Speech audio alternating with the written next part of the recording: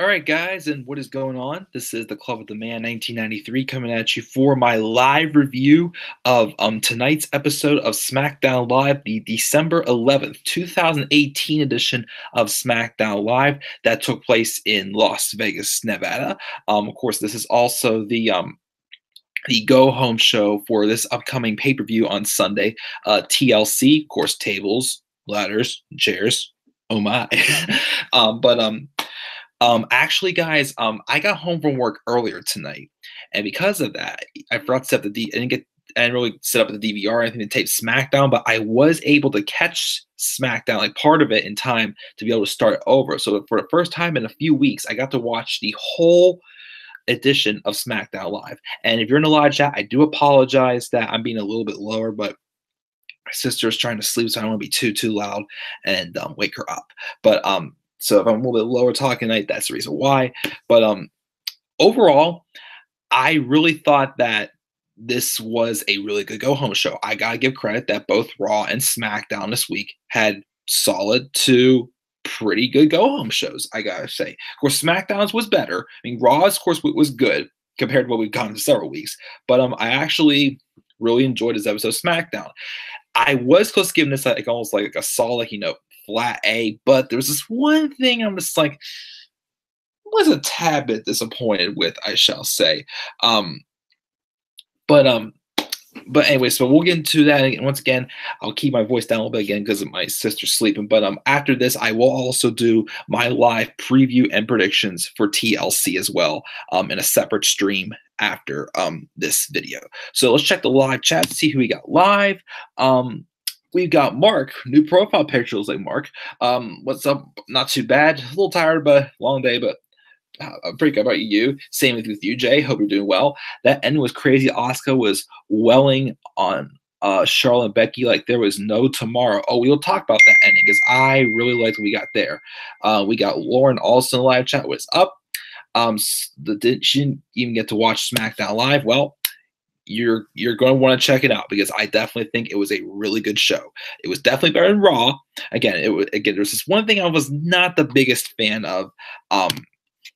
But you'll still enjoy it if you go back to watch the whole thing, as I was lucky to be able to do so tonight, even though I had to work tonight. But a few more weeks. I'm not sure how much longer I'm going to be kept on staffing since I'm just temporary. So we'll see where it goes. So we'll get into that. And then again, guys, stay tuned for afterwards. I do my TLC predictions, but once again, I can't get too animated tonight because, again, my sister's trying to sleep, so I don't want to wake her up. So let's get into the first hour of SmackDown Live tonight. We opened up with Daniel Bryan making his entrance and gets on a microphone. He says he called us all sheep last week, but he likes to apologize to the sheep who don't deserve to be compared to us idiots. They're not mindlessly destroying the earth with their endless consumption, which once again is kind of like, playing into Daniel Bryan's, role of being an environmentalist in real life, how he's into that stuff, like, outside the ring. So no, we're not sheep, but more like parasites. He's not surprised we all latched onto his success and live vicariously through him. But guess what? The old Daniel Bryan and the Yes Movement are dead. So now all of us idiots reside on the couch in the house that AJ Styles built. But he's the champ, not Styles. And he will crush AJ's dreams of becoming champion again at TLC. The champ will be the new Daniel Bryan at the end of the match. Don't believe him? He debates with a friend of his a long time, all the time, and they don't know whether we're stupid or if we deliberately pull the wool over our eyes to avoid the facts. In fact, his pal said stupidity is deliberate cultivation of ignorance, and that's pretty much Las Vegas. And then the match panel was advertised, but out came no one other than 205 Live's own Mustafa Ali. He comes out, going to introduce who he is, but then Bryan cuts him off and says he knows who he is, and everybody better should know who he is. He introduces him again as Mustafa Ali, the heart of 205 Live, an incredible performer. He sees a lot of himself in Ali, and he wants to give him some advice. They don't need to have a match tonight because after the match, these people won't care. They're too self-absorbed, xenoph- ex- xenophobic, whatever heck the word is, and consumed with their mindless consumption. And the truth is, these fickle people don't deserve the match. Ali said, "What happened to you?" He inspired him, made it possible to believe he could be a WWE superstar, and everyone on 205 Live looks up to him as the underdog who go toe-to-toe with any giant because of his heart. He was talking about the old Daniel Bryan and how he would want to fight. That's what Ali wants. Bryan shakes his head and just goes just shakes off Ali before asking what kind of car does he drive. Ali says he doesn't know what this has to do with this, but he drives an SUV. And then Bryan says he's a small little man. Why does he need to drive an SUV? To which Ali says he's got a family, but Bryan cuts him off and slaps him right across the face. He keeps slapping and calling him ignorant, and then Ali had enough. He fired back with some forearms. He had a Frankenstein and a drop kicked him to the floor, with Ali hitting some type of a somersault senton, kind of similar, I guess, somewhat to his 054 finisher, but except more like a senton. So setting up, of course, for the match. It was apparently advertised for the night. A nice little treat. Daniel Bryan taking on Mustafa Ali, which I really enjoyed this match. Once again, as I keep saying, if 205 Live stars are getting opportunities outside of 205 Live, that can take that more seriously. And I felt if Mustafa Ali is going to get noticed more on SmackDown Live, or this could be playing to something else that I will talk about in my TLC predictions on Sunday. Well, after this review, But I just thought this was a nice little treat, especially the fact that Mustafa Ali and Daniel Bryan could possibly be a good feud, definitely for sure. And this kind of plays into the role of Daniel Bryan just going off again on us like he is, and but it's someone who's like his own mirror image in Mustafa Ali saying, "Dude, what is going on with you?" It's like the old versus the new. It looks like in some ways. So I thought that was a really good promo, and once again, a really good way to give Mustafa Ali a good rub as well. And the match itself was pretty good as well, with some great back and forth action showing that, and what I like was last night it showed that, when Leo Rush had his match with Elias, heel matter, winning the match, okay, but, it kind of showed me that, because of his size, Leo Rush probably won't be too big of a deal, unless, of course, he gets like Rey Mysterio caliber. I don't know if Leo Rush will be able to hang with people on Raw or SmackDown in matches. But Mustafa Ali, yes.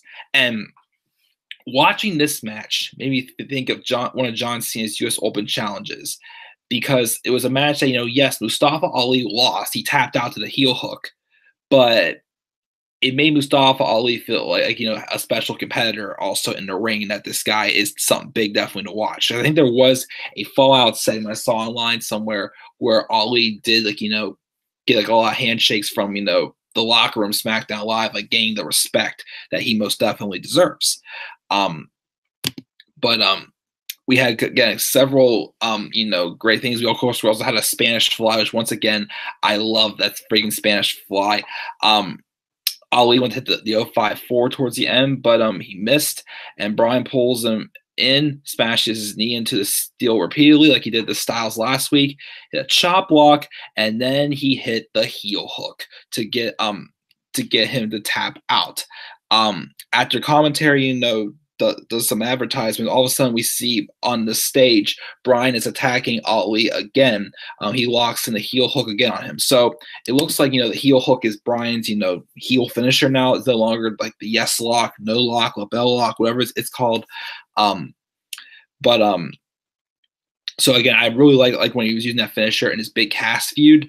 So I think that's definitely a good finisher for him to use as a heel as well.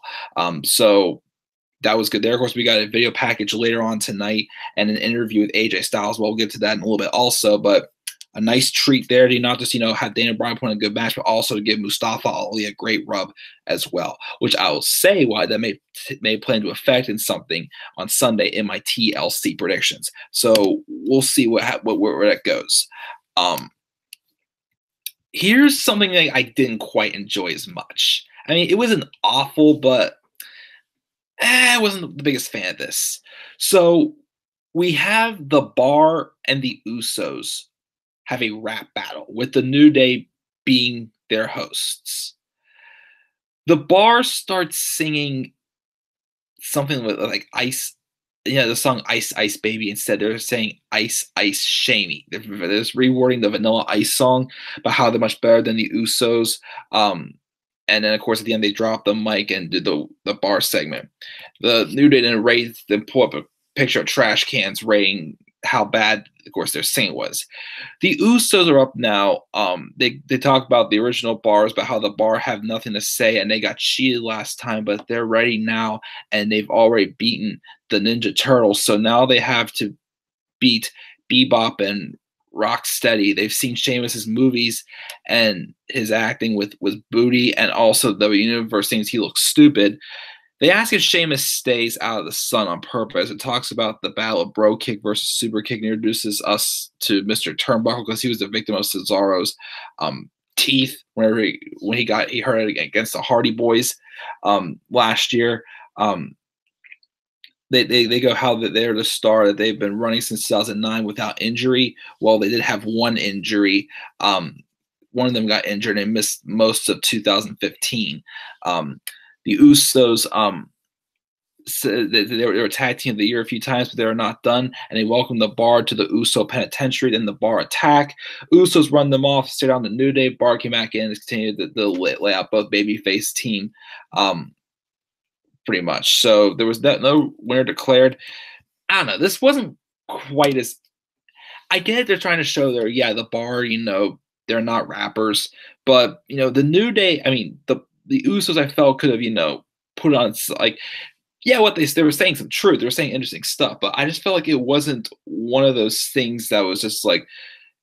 It still felt like entertaining. Like, I'm not saying it wasn't entertaining, but it just felt like the Usos rapping skills were toned down a little bit. Wasn't the biggest fan of it, I gotta say. Like the New Day and Usos rap battle last year, I thought was much better. I thought, but it was what it was. Wasn't awful. We can still get a good triple threat match out of this. But again, I still feel this should have been just the Bar and Usos. I felt for something fresh. Like, why does the New Day deserve to be in this match? Well, once again, probably because they beat the Bar in that Thanksgiving feast fight. Oh God, that was still pretty awful.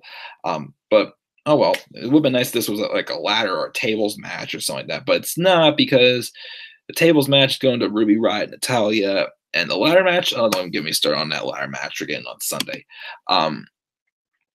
We have a backstage promo with Asuka saying she thought no one was ready for her, but she was wrong when she made one mistake. She stopped kicking Charlotte Flair, and on Sunday she will not stop until she wins the title. Charlotte won't be ready for her tonight. We then have this segment with The Miz and Shane McMahon. Miz is holding the World Cup in the ring to determine who's best in the world. The man is that Shane comes out here and here's what he has to say. He's not going to beg, and says the crowd doesn't want to see him beg. But then, of course, he gets him to beg. And then Miz says it's not just about career. It's about life choices and more. Shane comes out asking if Miz is doing okay, and Miz says it's the only way to get through to him, and they could be great together if he just give him a chance. Last week he said he interviewed Bryan. He said he'd own one, which Shane denied. Miz asked for one more chance to be a tag team and prove they can be the best tag team in the world. And Shane's like, okay, this is really getting weird, which is weird, but I think it's kind of funny what they're doing here. But I guys don't know quite yet where they're going. Miz says it's not about the trophy. That's just a symbol. Shane asks him to explain. And Miz says this is something he's never told anyone. But he'll say it. No, he'll show him. And he calls for a referee. So they bring out a referee, and The Miz introduces Chip and Chad, the Vegas boys. So they make a tag team match with Shane and Miz taking on Chad and Chip. And this time, Chip and Chad blindside Shane, but Shane pretty much fights the whole match, and then Miz does nothing. And then Shane wins with getting one Chip or Chad to tap out to a triangle choke. So I'm like, all right. So again, this is obviously building eventually a feud with Miz and Shane, but the stuff is weird, definitely doing, but it's kind of funny. Paige was then seen shooting out the referee backstage for making a match without her consent, as the Miz went behind Paige's back to try to make this match. Miz claimed that she agreed to the match. She didn't. The Vegas boys give an invoice claiming Miz said Paige would give them $5,000 each. She rips it up and pretty much boots them away. So let me check the live chat again, as we're probably at the halfway point of the first hour here. Check the live chat, what we got for me. Let's see here. Predictions straight after. Yes, there will be predictions afterwards. Ollie versus Brian. That's a great match for sure. The Randy and Ray segment was definitely pretty good. I like that too.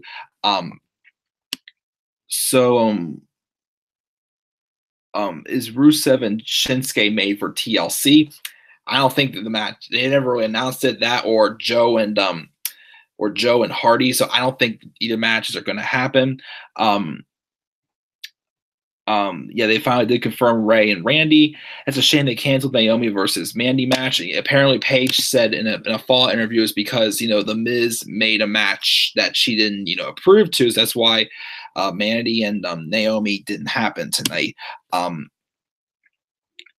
I don't know if Ali is a full-out SmackDown star. It'd be awesome if he stayed on SmackDown, but I'm not sure. AJ Styles was still feeling the effects of what Daniel Bryan did to his leg last week, since he didn't really do anything this week except for a backstage interview. Ali, I really like. He's my favorite cruiserweight. One of my favorites too, definitely Lauren.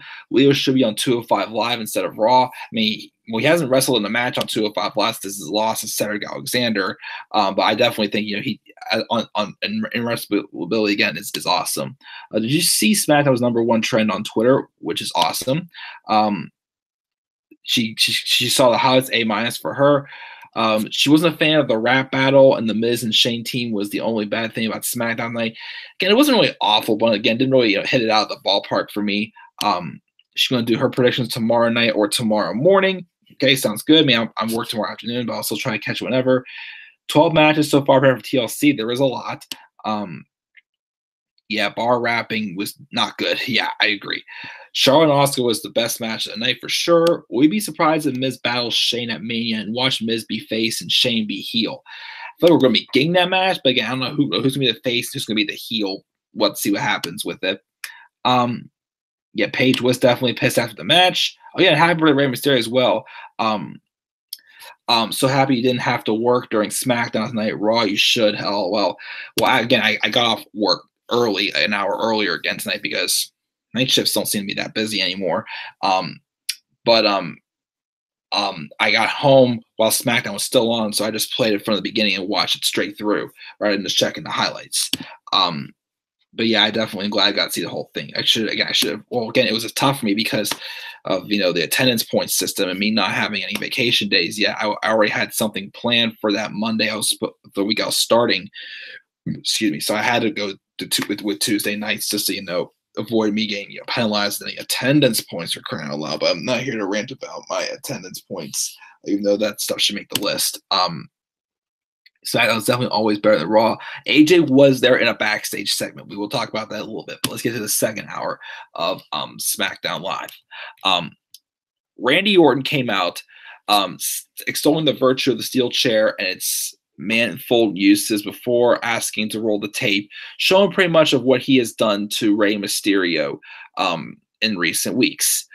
He says that's good, but he can do better, and we see a second one from 2 weeks ago the first one was when he ripped the mask off Mysterio, and once 2 weeks ago was when he took the steel chair and pretty much smashed his neck, smashed his windpipe with it. He questions Mysterio's acceptance of a chairs match against him on Sunday, which leads him to believe that Rey thinks he'll get his revenge. But Rey's a victim. his victim. And once a victim, always a victim. All the boys in the locker room will be worried about TLC, but Mysterio should be concerned about RK Bang. Mysterio was there with a chair and he started hitting the Viper with it, just chair shots to the back. He did the thing where he threw the chair and the Orton caught it and hit a drop kick with it. Hit them with the 619, which knocked Orton out. He goes for the Van Daminator. And then Orton just rolls out of the way to get out of the way. So a nice segment there. And let me say this also, what I really enjoyed about this Orton and Mysterio feud that I didn't realize till tonight. So a couple weeks ago, when this feud kind of first started escalating, we had Orton ripping off Mysterio's mask, right? And I was like, okay, but again, how many times have we really seen that whole thing with, okay, a luchador gets his mask ripped off? Like, we've seen that again a million times. Why do we have to keep seeing that again? However, though, what I like was the fact that obviously the ripping off of the mask was not enough to keep Ray down, as Randy Orton's idea is to, not disrespect luchadors by constantly ripping off their masks like TJP was on 205 Live, but to, again, just knock Rey Mysterio off the pedestal.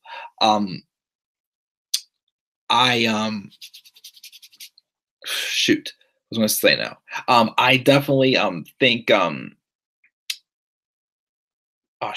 that Randy Orton realized that wasn't enough, so that's why he just pretty much didn't go after the mask again. Whenever him and Mysterio brawled, he used a steel chair to smash into his windpipe right there. So I like how the fact that they didn't just make this feud again about just him just ripping off the mask. No, kind of like how with Jeff Hardy, he just kept constantly going after his ear gauge and whatnot. But so I like, again, that's the difference. If this feud was on Raw, I'm pretty sure it would have been just about him ripping off the mask, which once again we've seen how many times.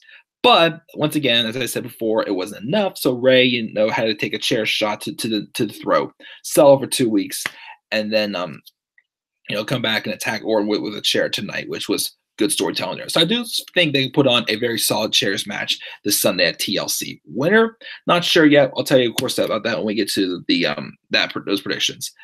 Becky Lynch is every backstage saying her first match back will be this Sunday. She has the road to test both her face and her head in one of the most dangerous matches in WWE against two people, two of the best. She does not have an advantage, but she loves it because fighting against the odds is what she does, and she doesn't care if it makes the doctors twitchy.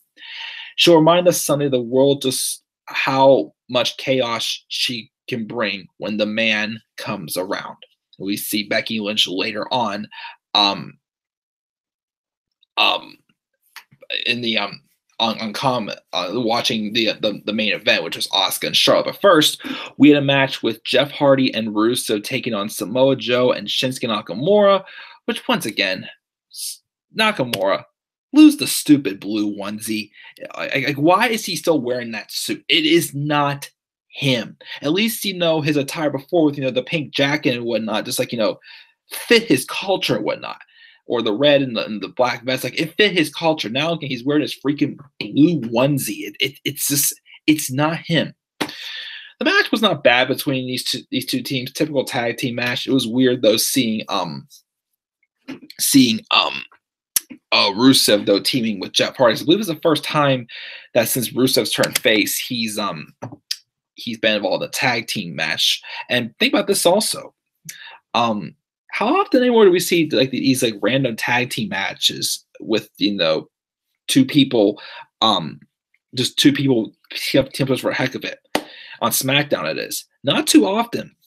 Kind of shows how even if it's not phenomenally great, that these random tag team matches aren't overdone on SmackDown Live as they would be, of course, on Raw.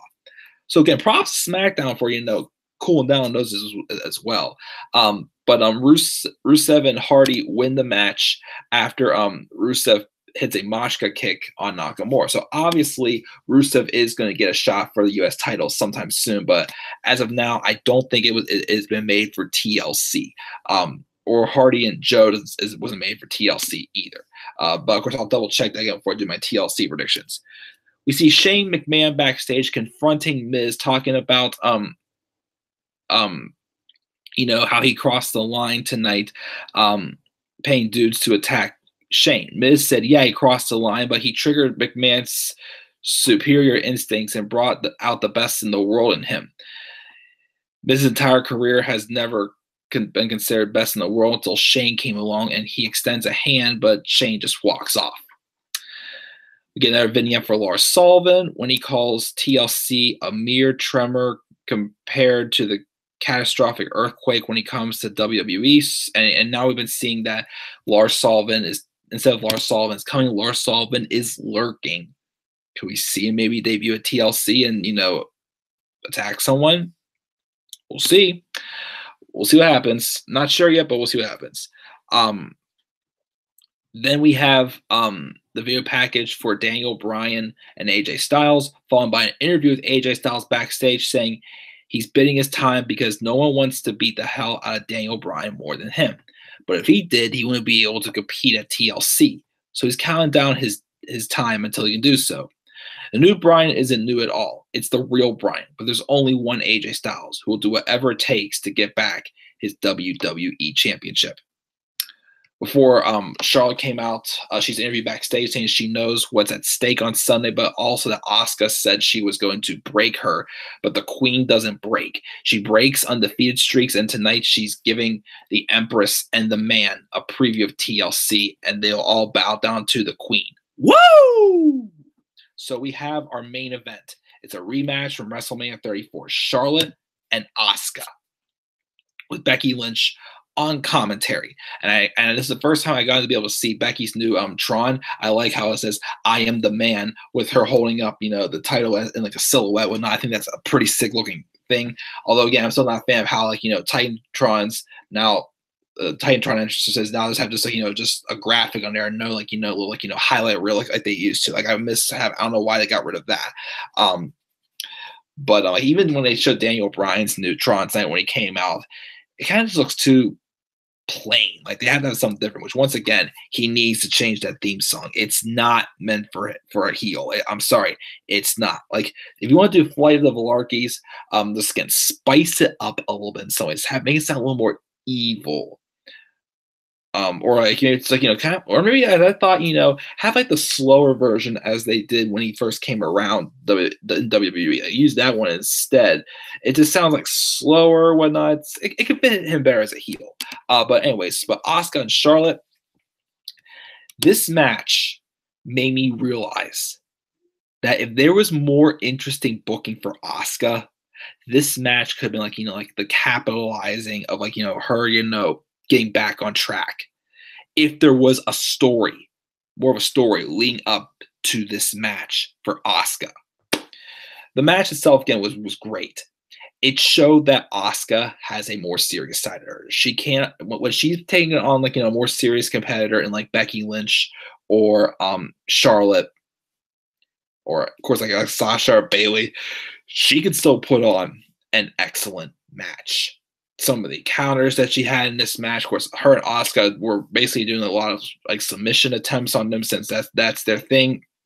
My favorite part is this match though was still when Charlotte went for the spear, Asuka countered it with a code breaker. The kick she had in this match, this is looking like the Asuka of old. Like this is how you build Asuka.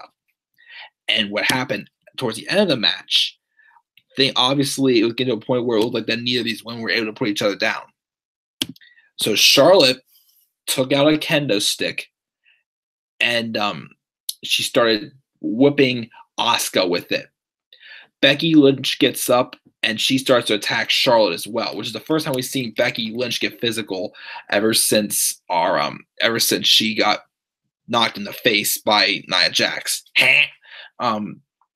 She wore kendo sticks shots for Asuka,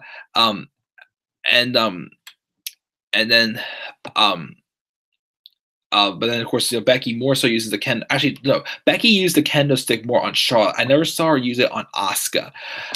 She throws Charlotte into the steel steps, giving Charlotte more of her own medicine, but then Asuka hits like a rolling spinning kick to Becky's gut and just throws her over the announce table. And then this was Asuka's moment of the night. This is where I felt like, boy, if there was better storytelling, this could have been like a bigger moment than it already was. Asuka grabs the kendo stick and she starts beating down on Charlotte. And when Becky tries to get over the table, she still starts walloping at Becky, also just showing, hey, you forgot about me? I still got it all to begin with, you know. And she just whipped the crap out of both of them. And then she stands on the table and raises the kendo stick high, pretty much signaling, I'm ready. And that's how we went off the air.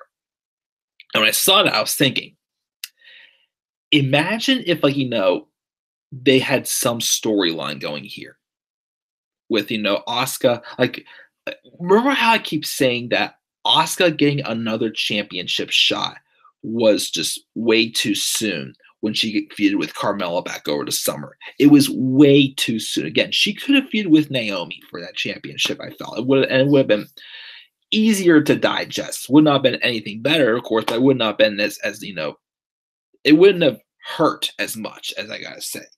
They could have done some storyline with Asuka, of Asuka trying to get back on track with her winning ways and whatnot. Not just throw her back in a championship match, just make her look silly, but like put some story behind it. She's still picking up some losses here and there, and then, you know, getting some momentum back. Of course, you know, again, she came up. She was almost sole survivor.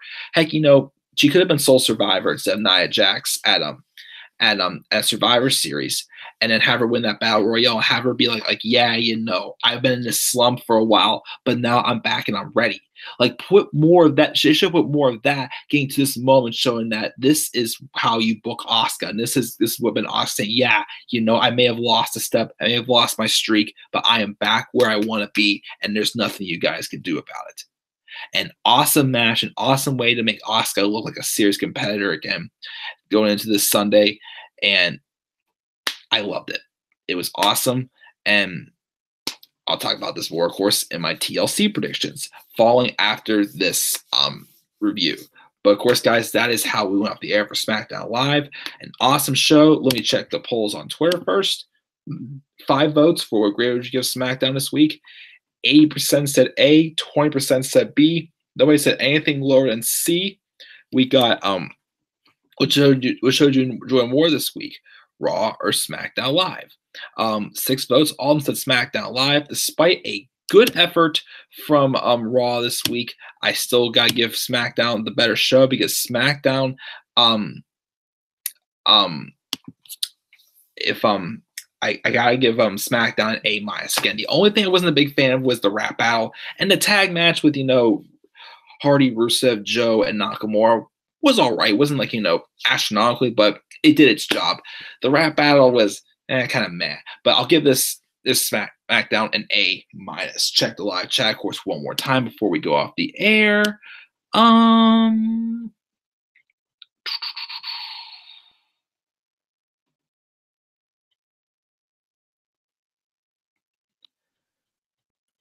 Let's see here. I think we were right here. People say Randy has no charisma, which is a lie. I agree. Randy has a lot of charisma as a heel. Do you want Ray or Randy to win on Sunday? Still think about it. I'll get to my predictions later on. Have you noticed whoever gets the momentum on the go-home show always tends to lose on the pay-per-view? Most of the time, yes. Not all the time, though, but good idea. Maybe it should move SmackDown to Monday, move Raw to Tuesdays. They could. Well, SmackDown's going to Fridays once it moves to Fox, which is still a weird time to have a show. I'd say maybe Thursdays. I'm for Randy, Becky, Bar, Ronda, Ambrose, Braun for Sunday. That's all I care about, to be honest. We can see that. SmackDown is the flagship show. Favorite feud right now? Oh boy, my favorite feud right now. That's a tough one. I mean, the stuff with Ciampa, Black, and Gargano and NXT is awesome. Again, I'm still interested in the Ambrose and Rollins feud, as the things are slow, being a little more slower build with that one. So I say one of those two, I gotta say. We got Elite Squad was up saying Rollins is the greatest, is the GOAT of Raw. Styles is SmackDown for sure. Hers is Asuka. Oh, the Asuka, Becky, and Charlotte one is good. Also, Randy and Ray's been good, and Ambrose and Rollins has been good. Rusev and the Hardys tag match was okay for sure. Styles and Bryan's been good. Apparently Becky wasn't cleared yet. Well, I mean, that's somewhat of a lie if she was being physical tonight. She thought that the tag match was good, but it was okay, not good, but boring. Could have had Jeff and Ray versus Joe and Orton. To be honest, that would have been better. True, but still did his job tonight. Teddy Long tag team match players, holla holla. Shin onesie for sure. No speak English, of course. Hope they'll still announce Joe versus Hardy at TLC on WWE. They may or they may not. I mean, we've already have 12 matches. I'm pretty sure they're not going to add any more for a B show pay-per-view. And again, it's still a lot. If Orton versus Ray is on a kickoff show, I'll be pissed, which I don't think it's going to happen. I think, if anything, the 2 kickoff show matches will be the Mixed Match Challenge Finals and either the Cruiserweight Championship or the tables match. 2 of those 3 will probably be on the pre-show. Best stipulation on Sunday. I still think that triple threat TLC women's match. Asuka was the GOAT tonight. She was badass the way she attacked Becky and Charlotte for sure. Titantrons are just their names now. No video packages anymore. Nope. Let Lars go to Raw. I'm not interested in him, to be honest. I mean, I thought he was good. I like him in NXT. I mean, I still feel he's going to Raw. But of course, he probably get booked bad if he went to Raw. But we'll see what happens. At least Raw and SmackDown did some good build up on their go home shows for sure. Hey, great stream, A- for her. She's will be back for TLC predictions. Gotta go get her jammies. Let's say never my pajamas. And Mom is on her way home from the airport. If I don't see your live TLC predictions tonight, I'll check out tomorrow. I'll see you soon. All right, that is completely fine. But yeah, so guys, A- for SmackDown Live. SmackDown's definitely a better show. I'll go live in a few minutes again to do my TLC predictions. So guys, once again, what grade would you SmackDown Live this week? Leave your thoughts down in the comment section below. And be sure as always to click my like and subscribe or comment on my channel. And you may follow me on Twitter as well at DemandAirborne93. And guys, I will see you guys in a few minutes for my live preview predictions for Tables, Ladders, and Chairs 2018. So until then, guys, I'll see you guys then. Peace out, everybody.